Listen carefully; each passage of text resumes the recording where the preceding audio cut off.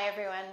Today I'm going to talk about downward facing dog and plank pose and moving from one to the other, which is at the basis of a lot of vinyasas, but also at the basis of changing your angle. So going from downward facing dog into plank, back into dog pose, and then you can even take it forward further, going from downward facing dog all the way to upward facing dog and skipping chaturanga, which can really be a host of all other sorts of problems in the shoulders and wrists. So, downward facing dog is the archetype of a 60-degree triangle, strength, structure, and stability.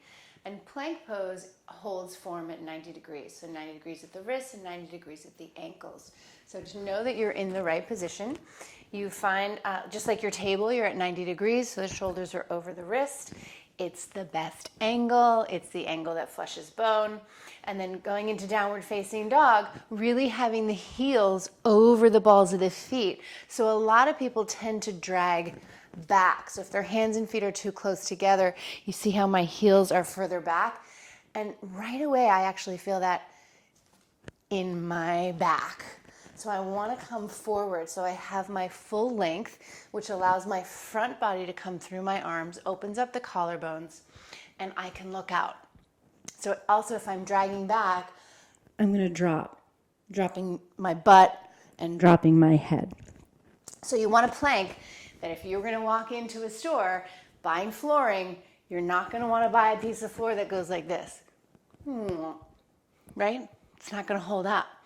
And this makes it so hard in the shoulders. So you really want to use your legs. So here you are, or here I am, 90 degrees at the wrist, 90 degrees at the ankle, pubis, navel, sternum coming forward, looking out. And then I have the measure for downward facing dog to go up and back, bending the knees, framing the ears with the arms, and lifting the sitting bones up, up, up, up, up. Now, this is a pose I've been doing for years, doing poorly for most of my yoga career, and I'm really still trying to struggle with. So I have really flexible shoulders, and so it's very easy for me. I could just sink into the shoulders, so you can watch.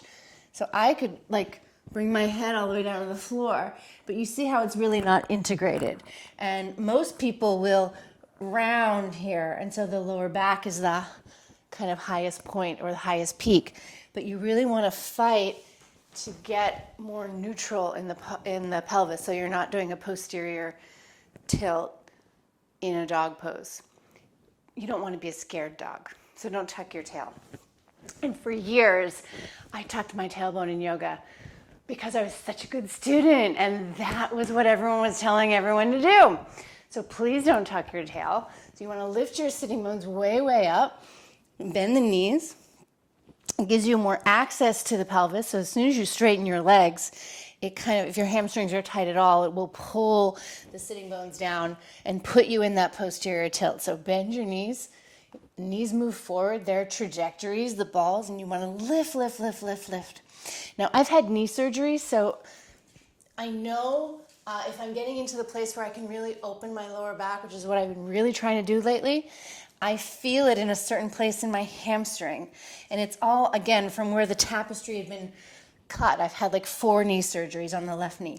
So I'm beginning to kind of get into it, and I can feel like I'm really starting to integrate. Just lost my shirt. But I can find my belly here and then really be in the hip joint. So the trick here for me is to pull the belly. Oh, there it goes. Pull the belly out of the bowl of the pelvis without sinking in the shoulders to do it. So I've got to really feel like I can pull, pull, pull, pull, pull. And then from there, it's so light. It's so light. And then you can just inhale and exhale and go back and forth. Really, it's just floating. You're just in joint space. There's no muscular effort here at all. Oh my God, this feels so good. Just flossing the hips and the shoulders, the 2 biggest joints in the body. Just inhaling and exhaling, and then eventually you can actually go all the way through because you have the measure and it holds up.